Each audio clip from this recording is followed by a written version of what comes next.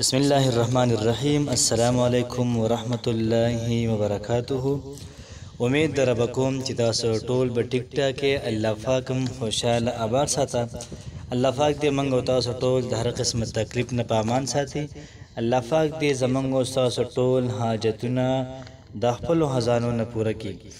نن چې کومه زموږ وظیفه را د وظیفه د جمعې د ورځې حواله سره ده او د جمعې د ورځې نه علاوه په نور ورځ هم کولی شي. یاد ساتئ چې په دې وظیفه کې یو راز دی او دا راز دا ډېر زیات ناشنا دی. یاد ساتئ چې په دې وظیفه کې د الله پاک یو اسم اعظم پروت دی. یو ځل پیغمبر علیه صلوات و سلام فاطمه رضی الله تعالی عنها ته دا وظیفه ورکړې وه او دا فرمایل چې د سحر د مازدیګر نه بعد دا وظیفه کوه. یو ځل پیغمبر علیه صلوات و سلام راغلی او فاطمه رضی الله تعالی عنها ملاسته وه. پیغمبر علیه صلوات وسلام ته پوښتنه وکړه چې فاطمه څه مسله ده، ولې ودی دا خو د خوب ټایم نه دی؟ هغې ورته وویل د الله رسول وایي زه ډېره زیاته بیمار یم. پیغمبر علیه صلوات وسلام ورته وفرمیل چې ما خو تا ته کلمات ښودلي وو هغه به دې ویلی وې که نه؟ نو فاطمه رضی الله تعالی عنها ورته وفرمیل چې هغه ما نېره شوي وو. نو دلته کې څومره غټ نه غټ مریض وي د هغې حوالې سره ویلی شي انشاءالله الله پاک بوله صحت محترم دا ورکوي. کله چا داسې غټ حاجت وي چې د غر برابر وي او نه پوره کېږي دا وظیفه دې وکړي انشاءالله العزیز الله پاک بوله ټول حاجتونه دا پوره کېږي. یاد ساتئ چې زموږ کومه وظیفه ده یا حیو یا قیوم برحمتک استغیثو. نو لومبی د دې په معنا ځان پوه کړئ. چې کله موږ د دې په معنا باندې پوه شو انشاءالله العزیز موږ ته به پته ولګي چې د کم کار دپاره کولی شو. باقي تاسو باندې بیا ډیپینډ ده، تاسو بیا سوچ ورته کوئ چې کم یو کار دپاره کولی شو. یا حیو ای ژوندي ذاته، ای ژوندي ذاته، القیوم ای د ټولو کارونو سنبالونکې ذاته. چې یو ذات ژوندی وي یو ذات د ټولو کارونو سنبالونکی، زما کار هم سنبال که دا هم پکې ویلی شي. یا حیو یا قیوم خدا معنا شوله. برحمتک استغیثو ای پروردګاره زه تا ته فریاد کوم. اوس به موږ وګورو که دا فریاد د څه حوالې سره دی. حاجت حوالې سره دی دغه فریاد الله پاک ته وکړه. پریشان ای فریاد الله پاک ته وکړه. پتا باندې مشکل راغلی دی فریاد الله پاک ته وکړه. دغه رنګې شیطان پتا باندې زورور شوی دی فریاد الله پاک ته وکړه. دغه رنګې تا ته روزګار نه میلاویږي نو فریاد الله پاک ته وکړه. محبت حوالې څخه دا وظیفه کې ډېره زیاته پاورفل ده. بعضې زنانه داسې وي هغوی وایي چې موږ سره خاوندان مینه نه کوي. د هغوی دپاره دا وظیفه وکړئ تاسو، بیا خو تماشا وکړئ تاسو. یا حیو یا قیوم برحمتک استغیثو دا وظیفه وکړئ تاسو. یا الله پاک تا ته زه خپل فریاد کوم دا سړی ولې ما سره محبت نه کوي.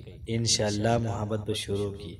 خو د محبت حوالې سره نور ویډیوګان هم شته دی او که دا وظیفه کوئ نور سره خامخا یو پیره یا دو سره وایي. دغه رنګ محترم په دې وظیفه کې اسم اعظم دا پروت دی. نو دا وظیفه به کله کار کوي؟ مکمل یقین سره. چې کله موږ دا وظیفه وکړو مکمل یقین سره نو انشاءالله العزیز الله پاک به زموږ او ستاسو ټولې مسلې ختمې کړي. چې کله زموږ او ستاسو یقین راغلی چې ورکول څوک کوي الله پاک کوي، اخیستل څوک کوي الله پاک کوي، نفع څوک انسان ته رسوي الله پاک رسوي، نقصان څوک انسان ته رسوي د انسان چې کوم بد اعمال دي د هغې په ذریعه باندې الله پاک د انسان ته نقصان دا وررسوي. ای پروردګاره زما ټول حاجتونه پوره کړه. یا الله پاکو څومره چې مصایب دي څومره تکالیف دي دا لر کړه زمانه. نو که د دې وظیفې نه بعد داسې دعاګانې وکړی شي انشاءالله العزیز الله پاک نه کلک یقین ساتم، کلک امید ساتم چې په دې وظیفه کې الله پاک اثر واچوي. ځکه چې دا وظیفه زما نه ده، دا وظیفه د پیغمبر علیه صلوات وسلام ده چې حضرت فاطمه رضی الله تعالی عنها ته ښودلې ده. ای پروردګار دا وظیفه د پیغمبر علیه صلوات وسلام د خولې ده او دا وظیفه پیغمبر علیه الصلاة والسلام خپل میازبین لور ته ورکړې وه او ای پروردګاره موږ دا وظیفه د خلکو ته ښایو ای پروردګاره په دې وظیفه کې اثر پیدا کړي نو راځئ چې زه وظیفې طرف ته وظیفه داسې ده چې کله د جمعې ورځ شي او موږ دا وظیفه کوو د جمعې په ورځ یاد ساتئ که یوه جمعه ستا حاجت پوره نه شو لومې به بالکل پوره کېږي 100% یقین ساتئ که بیا هم خدا نخواست داسې مسله پکې راله یقین هم کمزوری و نو بله جمعه هم کولی شي ورپسې بله جمعه هم کولی شي خو مکمل یقین سره وکئ انشاءالله بیا تماشه کوئ په 11 پیرې به درود ابراهیمي ووایو خو یاد ساتئ وظیفه به په چهاردام کې کوو په اودس کې به وظیفه کوو چې کله موږ 11 پیرې درود ابراهیمي ویلې بیا به د هغې نه بعد 41 پیرې 140 پیرې